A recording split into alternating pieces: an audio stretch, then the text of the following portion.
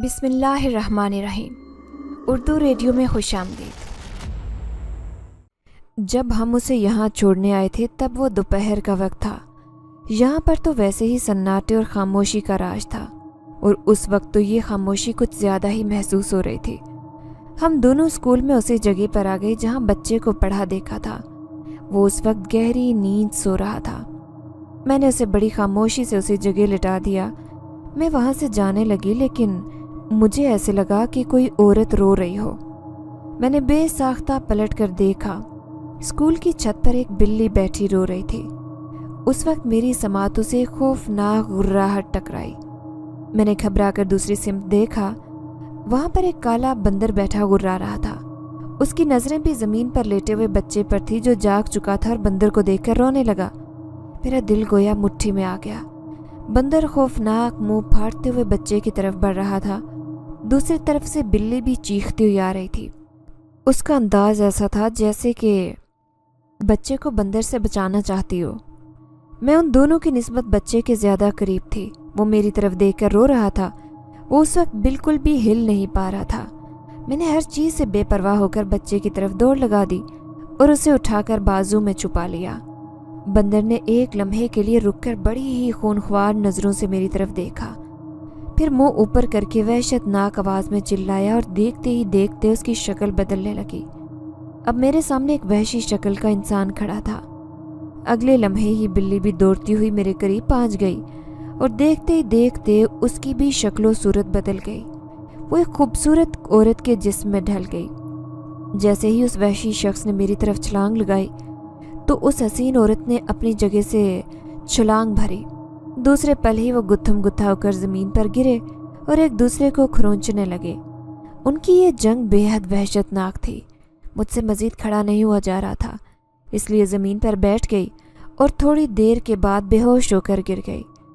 میں نے تمہارے بچے کو بچا لیا ہے، اس نے میرے ہاتھوں میں میرا 2 دن کا بچہ تھماتے ہوئے کہا تو میں اپنے آنسو نہیں روک سکی، لیکن اس سے قبل کہ میں اس کا شکریہ ادا کر پاتی یا اسے کچھ کہہ سکتی، میں نے اسے چونکتے ہوئے دیکھا۔ اس نے تشویش بھرے لہجے میں کہا، وہ یہاں پہنچ چکا ہے۔ میں نے گھبرا کر اسے دیکھا اور کہا، لیکن کیوں؟ اس نے جواب دیا، شاید اسے واپس لینے کے لیے۔ میرا سانس رک گیا۔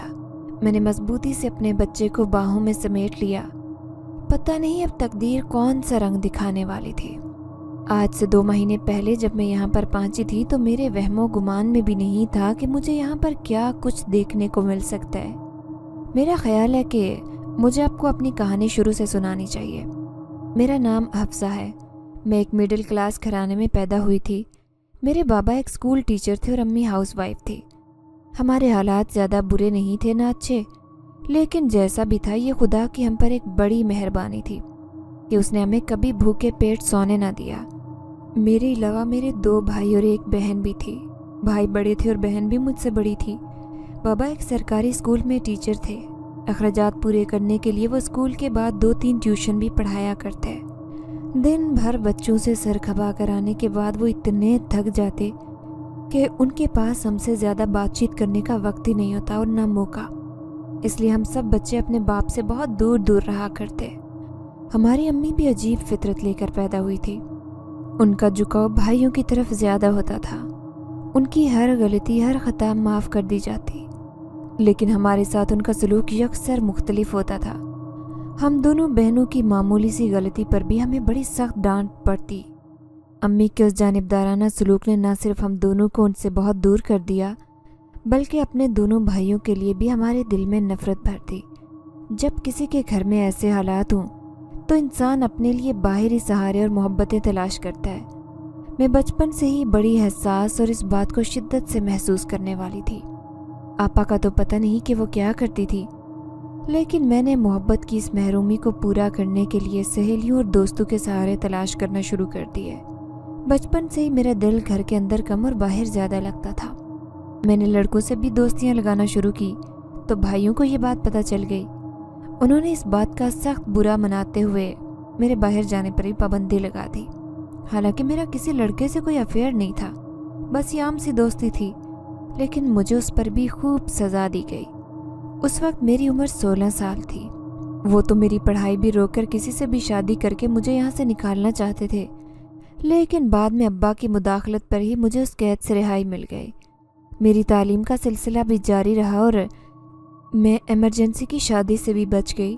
البتہ اس واقعے کے بعد امی اور بھائیوں کی طرف سے اور بدزن ہو گئی۔ میرے دل میں اگر ان کے لیے کوئی تھوڑی بہت جگہ تھی تو وہ بھی ختم ہو گئی تھی۔ میں گھر زیادہ تر کمرے میں بند ہی رہا کرتی، دل ہی نہیں چاہتا تھا کہ کسی سے گپ شپ کروں۔ وقت ایسے ہی گزرتا رہا، میں نے تعلیمی مراحل طے کر لی اور مجھے سرکاری ٹیچر کی نوکری بھی مل گئی۔ میری پہلی پوسٹنگ جہاں ہوئی تھی وہاں پر میرا پہلا دن ہی بے حد ناقابل فراموش تھا، کیونکہ تب میں پہلی بار اس سے ملی تھی۔ اس لڑکے کا نام فیروز تھا۔ فیروز بہت خوبصورت اور لمبا چوڑا نوجوان تھا۔ اس کی شخصیت ہی کچھ ایسی تھی کہ جو بھی لڑکی اسے دیکھتی وہ اس کی جانب کھنچی چلی آتی۔ وہ میرا کولیگ تھا، اسی اسکول میں وہ انگلش پڑھاتا تھا۔ جب میں نے فیروز کو پہلی بار دیکھا تو میں تب دل ہی ہار گئی، لیکن میں نے اپنے جذبات کا اظہار نہ ہونے دیا۔ اب میں پہلے جیسی شوخ و چنچل نہیں رہی تھی۔ وقت کے ساتھ میرے خیالات اور مزاج بھی بدل گئے تھے۔ میں پہلے سے زیادہ سنجیدہ ہو چکی تھی اور اپنے کام سے کام رکھتی تھی، اور پھر پہل فیروز کی طرف سے ہی ہوئی۔ اس دن میں اسٹاف روم میں بیٹھی بچوں کی کاپیاں چیک کر رہی تھی۔ وہاں پر میرے علاوہ اور کوئی نہیں تھا۔ میں مکمل طور پر اپنے کام میں محو تھی، جب اچانک ہی کسی کے کھنگارنے کی آواز آئی۔ میں نے چونک کر سر اٹھا کر دیکھا، وہ فیروز تھا۔ اس نے کہا، کیا میں یہاں بیٹھ سکتا ہوں؟ میں نے کچھ گھبراتے ہوئے پوچھا۔ جی ضرور، بیٹھ جائیں۔ وہ اپنی چائے کا کپ لے کر میرے سامنے بیٹھ گیا۔ میں دوبارہ اپنے کام میں منہمک ہو گئی، لیکن میرا دھیان بڑھ چکا تھا۔ میں بار بار کنکھیوں سے اسے دیکھ رہی تھی۔ وہ کسی گہری سوچ میں گم چائے کے کپ پر نظریں جمائے بیٹھا تھا۔ تھوڑی دیر بعد میرا کام مکمل ہو چکا تھا، اسی لیے میں نے کاپیاں سمیٹ کر بیگ میں ڈالی اور اٹھ کھڑی ہوئی۔ لیکن اچانک بالکل غیر متوقع طور پر فیروز نے میرا ہاتھ تھام لیا۔ اس نے التجائی انداز میں کہا، حفصہ، مجھے تم سے بہت ضروری بات کرنی ہے، پلیز کچھ دیر اور بیٹھو۔ میں تو اس کی اس عمل سے بری طرح کنفیوز ہو گئی، لیکن اس کی درخواست کو رد نہ کر سکی۔ وہ کچھ کہنا چاہتا تھا، لیکن اسی وقت مسز منیر اسٹاف روم میں آتی نظر آئی۔ فیروز نے اپنے لب بھینچ لیے۔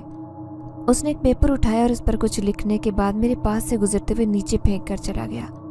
اس کا یہ عجیب طرز عمل دیکھ کر مجھے بے حد حیرت ہوئی۔ میں نے کاغذ اٹھایا اور مسز منیر کو الوداع کہتے ہوئے میں باہر آ گئی۔ چھٹی کا وقت ہو چکا تھا، اسی لیے میں نے رکشہ پکڑا اور وہاں سے چلی آئی۔ گھر پہنچ کر میں نے وہ کاغذ نکالا اور پڑھنے لگی۔ لکھا تھا، حفصہ جی، مجھے آپ سے ضروری بات کرنی ہے، لیکن اب یہاں نہیں کر سکتا۔ مجھے آپ کا گھر معلوم ہے۔ میں شام 5 بجے آپ کے گھر کے سامنے پارک میں انتظار کروں گا۔ اس کی یہ تحریر پڑھ کر نہ جانے کیوں میرا دل دھڑکنے لگا۔ اس کا اس طرح بلانا میرے لیے بہت معنی خیز تھا۔ میں وہاں جانے کے لیے تیار ہو گئی، لیکن میں نہیں جانتی تھی کہ یہ ملاقات میرے لیے پراسرار دنیا کے دروازے کھول دے گی۔ خیر، اسی شام میں دل سے تیار ہوئی اور اپنی گہری سہیلی سائمہ کے ساتھ پارک میں چلی گئی۔ وہاں پر فیروز میرا منتظر تھا۔ چند لمحے تک ہم لوگ بس رسمی باتیں ہی کرتے رہے۔ پھر سائمہ موبائل لے کر بہانے سے ایک طرف ہٹ گئی تو فیروز نے مجھ سے محبت کا اظہار کرتے ہوئے مجھے پرپوز کر دیا۔ میں نے اپنے دل کی دھڑکنیں سنبھالتے ہوئے کہا، فیروز، آپ کا شکریہ کہ آپ نے مجھے اس قابل سمجھا، لیکن یہ فیصلے میرے والدین ہی کر سکتے ہیں۔ فیروز نے کہا، ٹھیک ہے، لیکن اس کے لیے مجھے کچھ وقت درکار ہے۔ تب تک اگر ہم ملتے رہیں تو ایک دوسرے کو اچھی طرح سمجھ اور جان سکیں گے۔ میں نے اس کی بات مان لی اور یوں ہماری ملاقاتوں کا سلسلہ چل نکلا۔ وقت تیزی سے گزرتا گیا۔ دیکھتے ہی دیکھتے 2 سال گزر گئے۔ اس دوران میں فیروز سے ملتی رہی، لیکن میں نے عجیب محسوس کیا کہ کبھی اس کا رویہ بڑا عجیب ہوتا۔ اس کی آنکھیں سرخ ہو جاتی، مٹھیاں بھیج جاتی اور وہ بری طرح سے بے چین اٹھتا۔ مہینے میں چند دن کے لیے نہ جانے وہ کہاں غائب ہو جاتا۔ واپس آتا تو میرے پوچھنے کے باوجود کچھ نہ بتاتا۔ اس دوران ایک حادثے میں میرے ماں باپ کا انتقال ہو گیا اور آپا کی شادی بھی ہو چکی تھی۔ گھر میں میرے لیے کوئی دلچسپی باقی نہیں رہی تھی۔ میں نے فیروز سے شادی کے لیے دباؤ ڈالنا شروع کیا، لیکن جب وہ میرا رشتہ مانگنے میرے گھر پہنچا تو میرے بھائیوں نے یہ کہہ کر انکار کر دیا کہ وہ دوسری ذات کے لوگوں میں رشتہ نہیں کرتے۔ میری تمام تر کوششیں ناکام ہوئی تو ایک دن میں نے رات کے اندھیرے میں فیروز کے ساتھ اپنا گھر چھوڑ دیا۔ मैं उससे पहले ही अपना तबादला करवा चुकी थी, जिसके बारे में किसी को नहीं पता था। हम लोगों ने कोर्ट मैरिज कर ली और वो शहर छोड़कर चले आए। जिंदगी बड़ी खूबसूरती से गुजर रही थी। कुछ अरसे बाद जब मैं माँ बनने वाली थी, अचानक फिरोज़ के रवैये में बड़ी तब्दीली आने लगी। वो रात को उठकर दूसरे कमरे में बंद हो जाता और जाने वहाँ क्या क्या करता रहता। उसने घर का ये कमरा हमेशा ताला लगाकर बंद कर रखा था और कभी सफाई के लिए भी वहाँ मुझे न जाने देता। मैं उम्मीद से थी, लेकिन मेरी डिलीवरी में अभी 2 माह बाकी थे। तभी एक रोज़ रात को हमारे घर दरवाजे पर दस्तक हुई। आधी जागी आधी सोई कैफियत में थी। इसी दौरान फिरोज़ को उठकर बाहर जाते देखा। कुछ देर गुजरी तो मेरी गुनूदगी टूटी। फिरोज़ अभी तक वापस नहीं आया था। मैं बिस्तर से उठ खड़ी हुई और बाहर जाने लगी। रात के 12 बज रहे थे और उस वक्त भला कौन आ सकता था। उसी तजस्सुस ने मुझे उठने पर मजबूर किया। बाहर निकलकर मैंने देखा कि उस खास कमरे का दरवाज़ा खुला था जिसको फिरोज़ हमेशा बंद रखा करता। मैं तजस्सुस के ज़ेरे असर दबे पाँव उस कमरे के दरवाजे तक पहुंची और की होल से अंदर झांकने की कोशिश करने लगी। अंदर का जो महदूद सा मंजर नज़र आया, उसमें मुझे एक बुढ़ा नज़र आया जिसने शलवार कमीज पहन रखी थी। पता नहीं कौन था ये शख्स और इतनी रात गए क्यों आया था। मैं यही सोच रही थी कि अचानक ही चौंक गई। अंदर से आती बातों की आवाज़ से, उस आवाज़ में मेरा नाम वाज़े सुनाई दे रहा था। उस बुढ़े ने कहा, अब और कितनी देर है फिरोज़? हमें शैतान के कदमों में ये ख़ास कुर्बानी जल्द देनी चाहिए। मैं दहशतज़दा सी खड़ी रह गई। वो ये क्या कह रहा था? शैतान के कदमों में कुर्बानी? फिर मुझे फिरोज़ की आवाज़ सुनाई दी। उसने कहा, बस अब ज़्यादा नहीं, मेरी बीवी 7 माह हो गए उसे। 8वें माह के आखिरी दिनों में हम उसकी कुर्बानी दे देंगे। मेरे सर पर तो गोया बम फोड़ दिया गया। ये सब क्या था? फिरोज़ मेरा शोहर मुझे और बच्चे को कुर्बान करने की बातें कर रहा था, वो भी किसी शैतान के लिए। मुझे लगा मेरे कानों ने सुनने में कोई गलती की है। ऐसा कैसे मुमकिन था? मैंने एक बार फिर से अंदर आती आवाज़ों पर ध्यान दिया। फिरोज़ कह रहा था, मैंने कोई कम इंतज़ार नहीं किया गुरुजी। कम से कम 3 बरस तक सब्र से इस घड़ी का इंतज़ार किया है। इस दौरान एक घर गृहस्थी वाले फ़र्द की तरह का वक्त गुजारा है, जो बहुत मुश्किल था। अब मेरा इंतज़ार रंग लाने वाला है। आपसे ज़्यादा मैं बेताब हूँ इस रात के लिए। फिक्र मत करें, सब ठीक रहेगा। उनकी बातों से अंदाज़ा हो रहा था कि अब वो बाहर आने वाले हैं, इसलिए मैं जल्दी से वहाँ से हटकर कमरे में आ गई और अपने बिस्तर पर लेटकर आंखें मूंद ली। थोड़ी देर बाद फिरोज़ भी आ गया और दूसरी तरफ लेट गया। मैं बज़ाहिर गहरी नींद में सो रही थी, लेकिन हकीकत में मेरी नींद उड़ गई थी। मुझे अब ये जाहिर नहीं करना था कि मैंने फिरोज़ और उसके गुरु की बातें सुन ली हैं और उस साजिश से आगाह हो चुकी हूँ जो मेरे और मेरे बच्चे के खिलाफ रची गई थी। इसलिए मैं नॉर्मल रही और अगले दिन फिरोज़ के जाने के बाद मैंने उसके कागजात और दूसरे सामान की तलाशी ली। अलमारी के एक दराज में ताला लगा हुआ था। मैं मायूस हो गई, लेकिन अचानक मेरी नज़र टेबल पर पड़ी और मेरा दिल खुशी के मारे उछलने लगा। चाबी एक किताब के नीचे दबी हुई थी और आधी नज़र आ रही थी। मैंने झपट कर चाबी उठाई और दराज खोल दी। दराज में कागजात और 1-2 किताबें नज़र आई थी। मैंने किताबें निकाल कर देखी, उन पर स्याह चमड़े की जिल्द चढ़ी थी। अंदर कुछ अजीबोगरीब इबारतें लिखी हुई थी जो मेरे पल्ले नहीं पड़ रही थी, लेकिन उन इबारतों के ऊपर जो कुछ लिखा था उससे साफ जाहिर हो रहा था कि ये जादू से मुताल्लिक है। कागजात में भी कुछ ऐसी ही चीज़ें लिखी थी, लेकिन एक कागज़ पर लिखी तहरीर ने मुझे चौंका दिया। उसमें लिखा था, बेपनाह ताकत हासिल करने का तरीका। तुम एक लामहदूद ताकत अगर हासिल करना चाहते हो तो एक ऐसी लड़की जिसकी पेशानी पर दोनों भवों के बीच तिल हो, उसकी कुर्बानी देनी होगी। ये बहुत ज़रूरी है कि वो लड़की भी उम्मीद से हो। जब 8 महीने गुजर जाएं, तभी ये कुर्बानी अंधेरों की रात में करनी है। नीचे सारा तरीका और इस दौरान कोई मंत्र भी पढ़ना है, वो सब भी लिखा था। मेरा हाथ बेसाख्ता अपनी पेशानी को छूने लगा। मैंने ड्रेसिंग टेबल के सामने खड़े होकर देखा, मेरी दोनों भवों के बीच में पेशानी पर वो तिल मौजूद था। अब मुझे समझ आया कि फिरोज़ ने क्यों मुझसे ही शादी पर जोर दिया। सिर्फ इस स्याह तिल की वजह से। मेरी प्रेगनेंसी की खबर सुनकर वो बेपनाह खुशी का इजहार कर रहा था, वो भी इसलिए ताकि बाद में वो किसी बकरे की तरह ज़बह कर सके। उस वक्त मुझे फिरोज़ के नाम से भी सख्त नफरत हो गई। अब मुझे खुद को उससे बचाना था, उस बच्चे को बचाना था, और उसके लिए ये ज़रूरी था कि फिरोज़ को ये पता न लगे कि मैं उसके बारे में सब कुछ जान गई हूँ। میں نے ساری چیزیں ویسے ہی دراز میں رکھی، اسے تالا لگایا اور چابی پہلے کی طرح کتاب کے نیچے رکھ دی۔ اگلے دن میں اسکول گئی اور اپنے ٹرانسفر کے لیے درخواست دی۔ اپنی ایک سہیلی کے والد کی وجہ سے مجھے بڑی آسانی سے ٹرانسفر آرڈر مل گیا۔ فیروز کو اس سب کی کچھ خبر نہیں تھی۔ میرا 8واں مہینہ شروع ہونے میں چند دن ہی رہ گئے تھے جب میں اس قید خانے سے نکل آئی جو میرا گھر تھا۔ اس دوران میں اپنی ضرورت کی کچھ چیزیں چھپا کر باہر لے جاتی اور اسکول کی ہی ایک لڑکی کے ہاتھ چھپا رہی تھی۔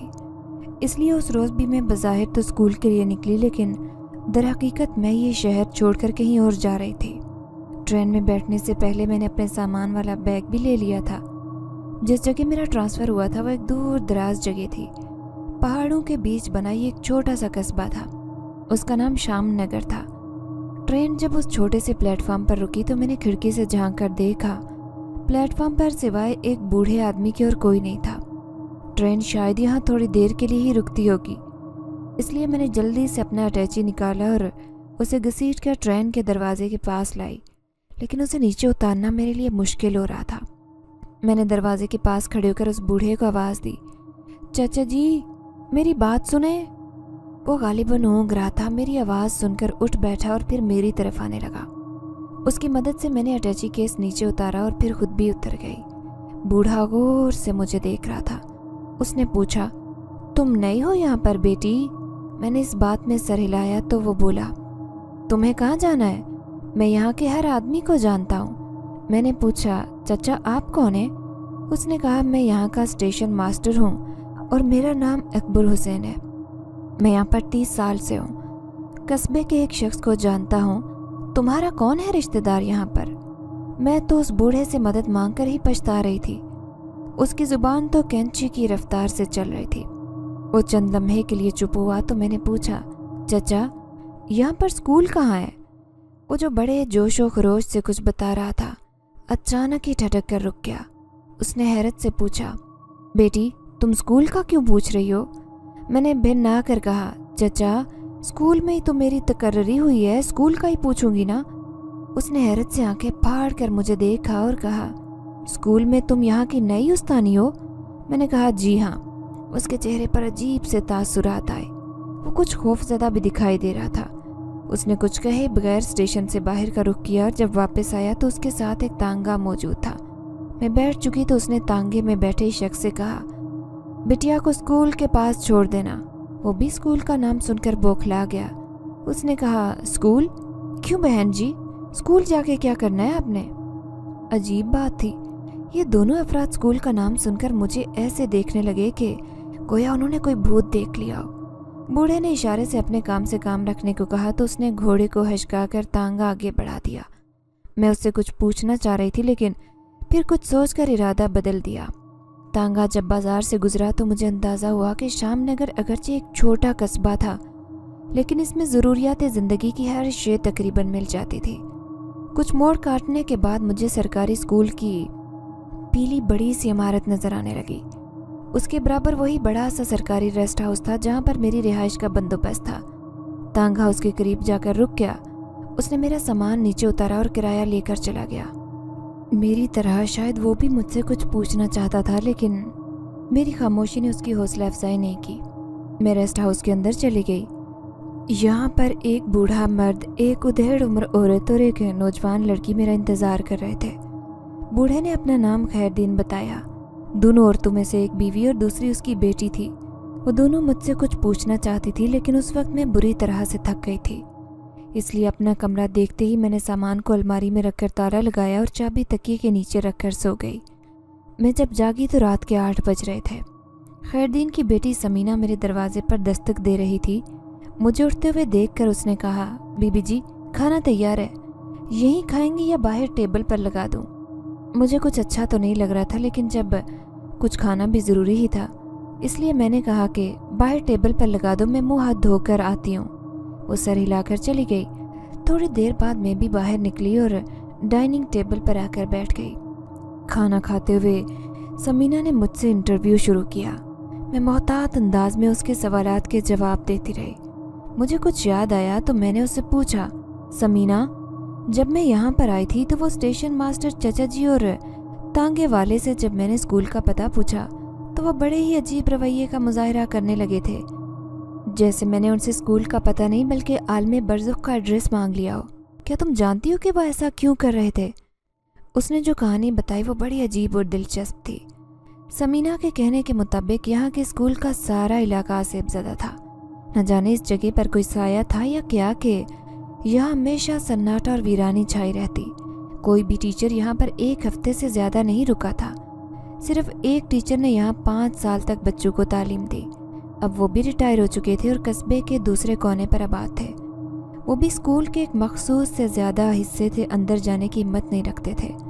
उनकी रिटायरमेंट के बाद चूँकि कोई टीचर यहाँ मौजूद नहीं था और आता भी तो हफ्ते भर के लिए और फिर सामान बांधकर रफू चक्कर हो जाता, तो लोगों ने अपने बच्चों को तालीम हासिल करने के लिए पास पड़ोस के गाँव में भेजना शुरू कर दिया।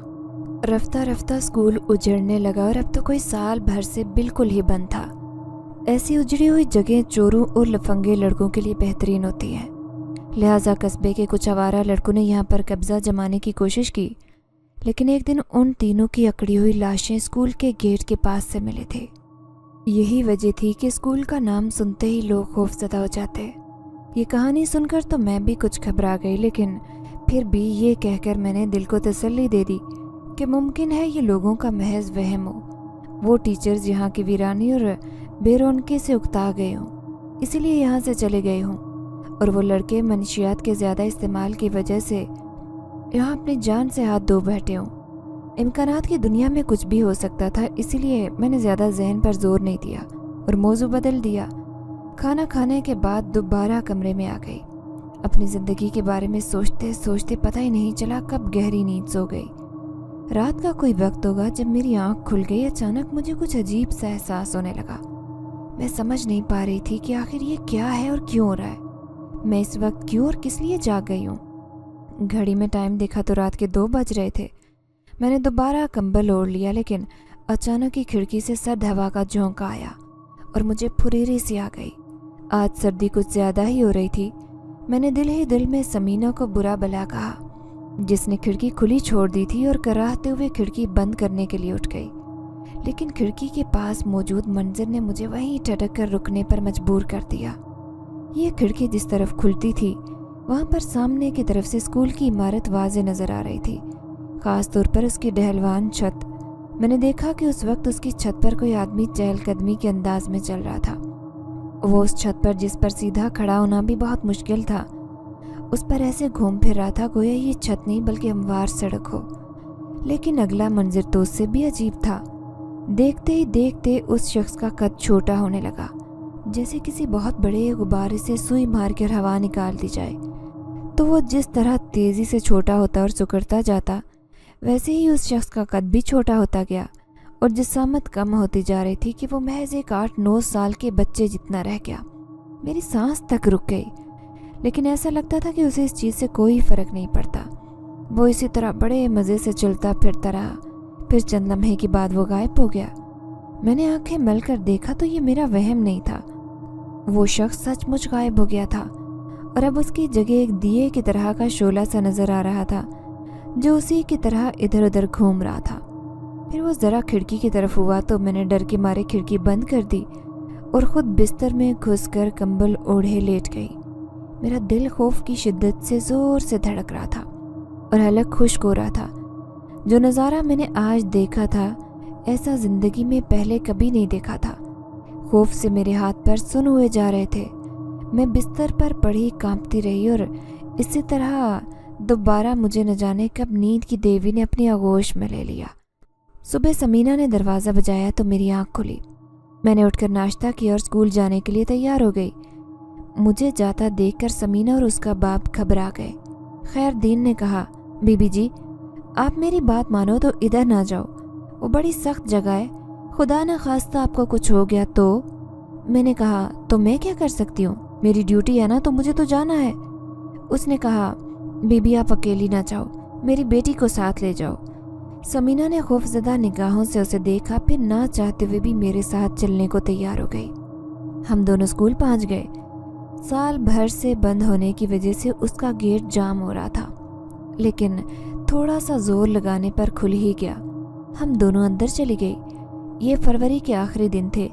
अभी भी फिजाओं में ठंडक मौजूद थी, लेकिन स्कूल की दहलीज से अंदर कदम रखते ही ऐसे लगा जैसे आग के किसी बहुत बड़े आलाव के करीब आ गए हों हम। लम्हों में हम पसीने में नहा गए थे। समीना ने बौखलाकर डरी हुई आवाज़ में कहा, बीबी जी चलें बाहर चलते हैं। मैंने इनकार करते हुए आगे कदम बढ़ा दिए। चंद ही लम्हों के बाद ये तपश ख़त्म हो गई। तभी मैंने सुकून का सांस लिया। मैंने स्कूल को सरसरी तौर पर देखा और एक कमरा मुंतखब करके उसकी सफाई के लिए समीना से कहा तो वो सहम कर बोली, बीबी जी अगर यहाँ के बासियों को ये बुरा लगा तो, अगर उन्होंने हमें कोई नुकसान पहुँचा दिया तो। मैंने गुस्से से उसे देखकर खुद ही सफाई का इरादा किया तो वो भी सारा डर खौफ एक तरफ रखकर दौड़ी आई। छोड़ो बीबी जी, मैं आप ही कर लूँगी, जो होगा देखा जाएगा। वो सफाई करने लगी। मैंने हत्तल इम्कान उसकी मदद की, लेकिन जल्द ही थक गई। समीना ने कहा, बीबी जी आप बाहर जाओ, ज़रा खुली फिजा में घूम फिर आओ। उसका मशवरा मेरे दिल को लगा। मैं उठकर बाहर ही घूमने फिरने लगी। चंद लम्हे के बाद मैंने किसी छोटे से बच्चे के रोने की आवाज़ सुनी। मैंने इधर उधर देखा। रोने की आवाज़ स्कूल की पिछली तरफ से आ रही थी। मैं हैरान से उस तरफ चल पड़ी। उस वीरान सी इमारत में ये किसका बच्चा था? मैंने सोचा कि मुमकिन है किसी का बच्चा खेलते कूदते यहाँ आ गया हो। मैं आवाज़ का पीछा करते हुए उस जगह पहुँच गई। मैंने छोटे से स्कूल के एक बच्चे को दीवार के पास बैठकर रोते हुए देखा। मेरा दिल पसीज गया। वो बस इतना सा था कि ज़मीन पर रेंग सकता था। चलने की उम्र से तो वो बहुत दूर था। वो बच्चा भी बड़ा खूबसूरत गोरे गोरे रंग का मालिक और नीली आंखों वाला। वो बच्चा इतना प्यारा और हसीन था कि मैंने बेख्तियार होकर उसकी तरफ कदम आगे बढ़ाए। मैंने उस बच्चे को गोद में लेने की कोशिश की, मगर ये देखकर हक्का बक्का रह गई कि उस बच्चे का वज़न बहुत ज़्यादा है। मैंने उसे उठाने की कोशिश की, मगर मैं सिर्फ हाँप कर रह गई। वो बच्चा मुझसे उठाया नहीं जा रहा था। मैंने उसे उठाने में नाकामी के बाद सर से पसीना पोंछते हुए बेबसी से उसे देखा। वो इसी तरह रोए चला जा रहा था। मुझे उसे डर लगने लगा, लेकिन मैंने हिम्मत करके उसे किसी तरह उठाया और बच्चा रोते हुए मुझसे चिपक गया और बड़े ही दिल सोज अंदाज में सिसकने लगा। मैंने अपने दिल से उस बच्चे के लिए एक अनोखा सा जज्बा महसूस किया। ऐसा लग रहा था कि जैसे ये मेरा ही बच्चा हो। मैंने उसे उठाकर थपका तो वो चुप हो गया और अपने बाजू मेरे गले में गिरद डाल दिए। उसे थपकते हुए मैं अंदर आई तो समीना चीख मार कर उठ खड़ी हुई। उसने डर कर कहा, बीबी जी ये किसका बच्चा है? मैंने कहा, पता नहीं, बाहर बैठा रो रहा था। मुझसे इसका रोना देखा नहीं गया तो मैं इसे यहाँ ले आई। समीना ने सहम कर कहा, बीबी जी इसको यहीं पर छोड़ आओ, पता नहीं कहाँ से आया है और किसका है। मैंने इनकार में सर हिलाते हुए कहा, नहीं समीना, मैं इतने से बच्चे को इस तरह बेयार और मददगार कैसे छोड़ जाऊं? न जाने से यहाँ किसने छोड़ा है, क्योंकि इतना सा बच्चा खुद तो चलकर नहीं आ सकता। मेरी बात सुनकर समीना चुप हो गई, लेकिन अभी भी वो सहमी नज़रों से बच्चे को देख रही थी। मज़ीद सफाई का काम कल पर मौखर करके मैंने उस बच्चे को लिया और समीना के साथ रेस्ट हाउस चली आई। समीना से दूध गर्म करने का कहकर मैं उस बच्चे को नहलाने लगी। हैरत अंगेज तौर पर नहाते हुए उसका वज़न बिल्कुल कम हो गया और वो आम और नॉर्मल बच्चों की तरह लगने लगा। नहाते हुए वो खूब चहक रहा था। मैंने नहलाकर उसे बिस्तर पर लिटाया और खुद बैग खोलकर साथ लाए हुए कपड़ों में से उसके साइज़ का कोई कपड़ा ढूंढने लगी, लेकिन नहीं मिला।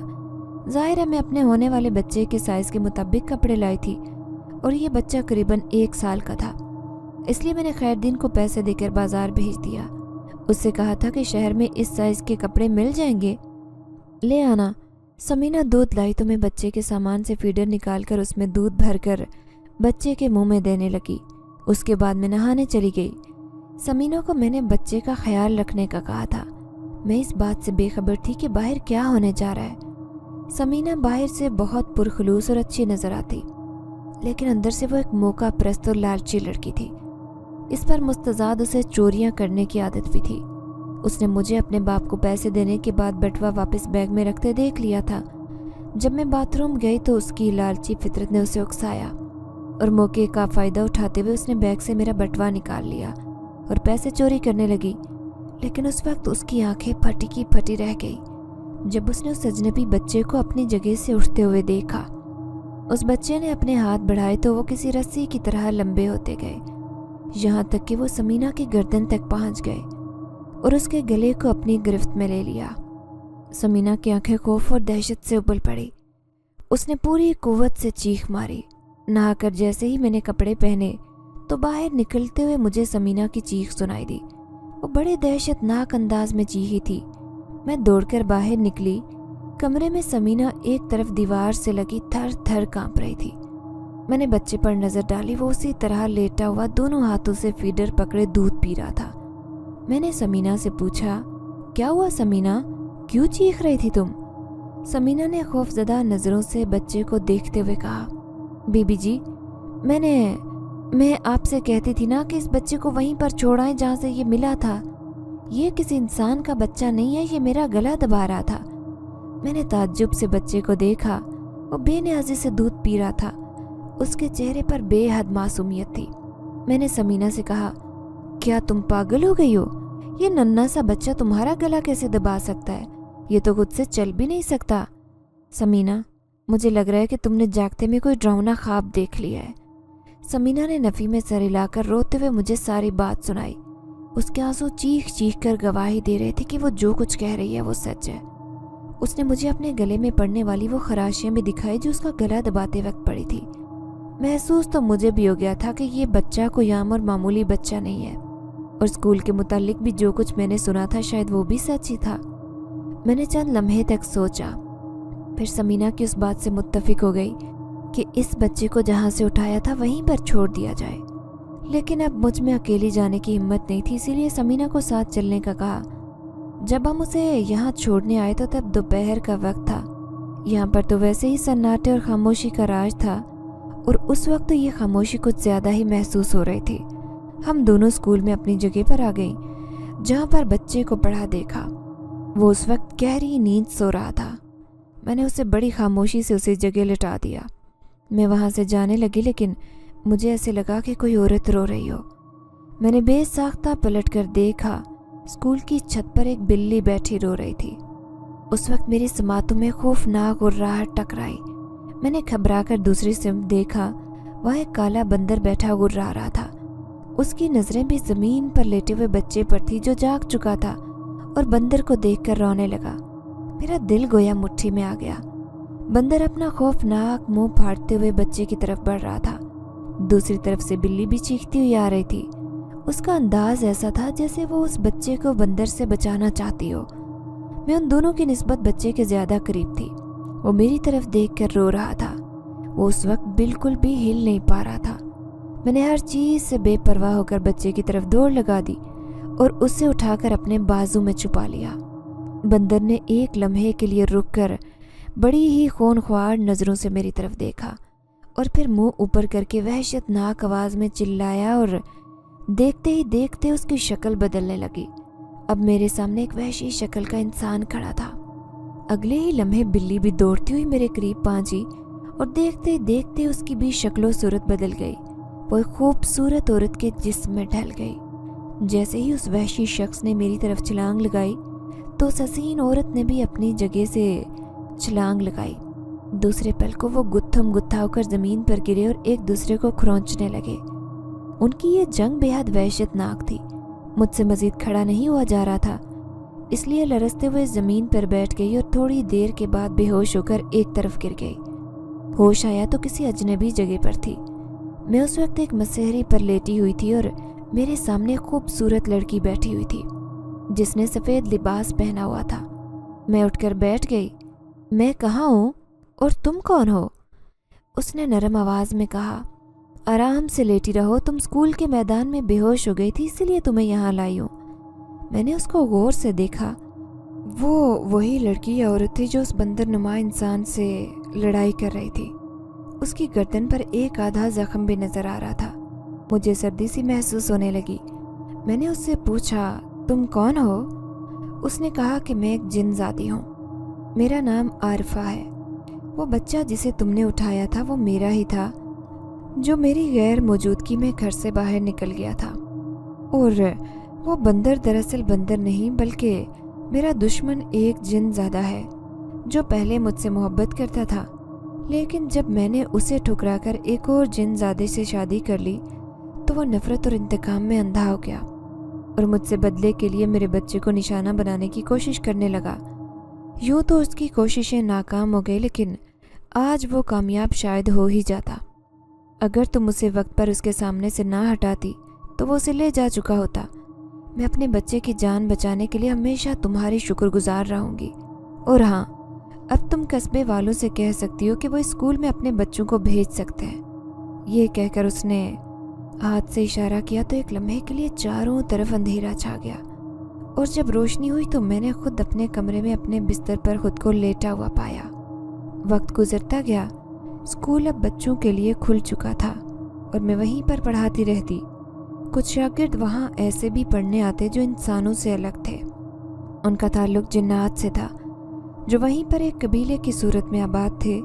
اس طرح یہ اسکول جنات کے اسکول میں بدل چکا تھا اور میں انہیں پڑھانے والی استانی بن چکی تھی۔ دیکھتے دیکھتے 2 مہینے گزر گئے اور جلد ہی میری گود میں ایک پیارا سا بیٹا بھی آ گیا۔ جب میں نے اپنے بچے کو اپنے کمرے سے ایک دن غائب پایا، میں تو صدمے سے پریشان اور دیوانی ہو گئی۔ ہر کسی سے پوچھنے پر بھی جب مجھے اپنا بچہ نہ ملا تو میں اسکول میں چلی گئی۔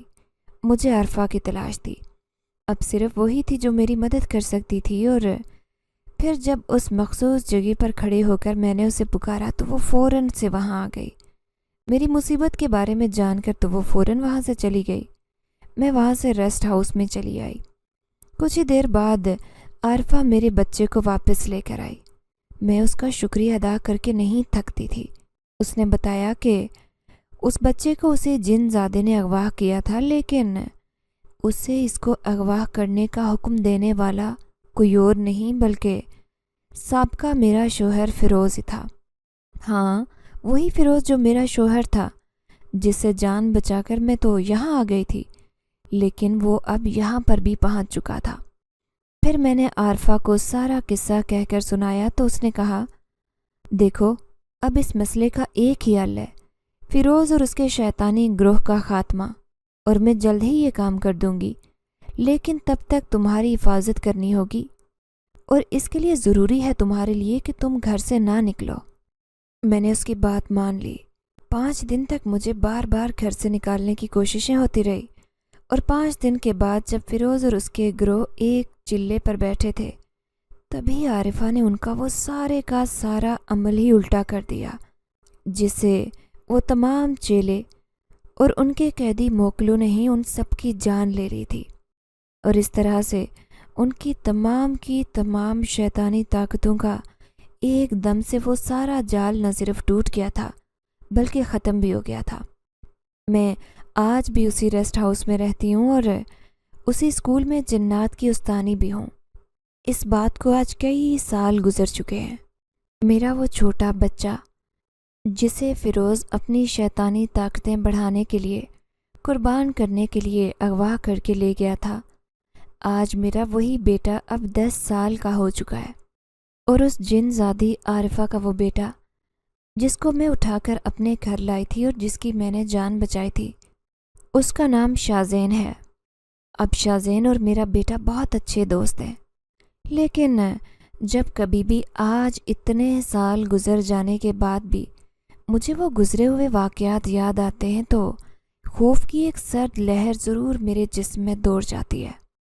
تو ناظرین، یہ تھی میری آج کی کہانی سن کر آپ کو کیسا لگا مجھے کامنٹ باکس میں ضرور بتائیے گا، اور یہ بھی بتائیے گا کہ کیا میں نے فیروز کو اپنی زندگی سے نکال کر کچھ غلط تو نہیں کیا؟ آپ کی رائے کی منتظر رہوں گی۔ اگر آپ کو ہماری یہ کہانی پسند آئی ہے تو لائک کیجئے، شیئر کیجئے، اور اگر ابھی تک آپ نے ہمارا چینل سبسکرائب نہیں کیا تو اردو ریڈیو کو لازمی سبسکرائب کیجئے۔ ملتے ہیں اگلی ویڈیو میں۔ اللہ حافظ۔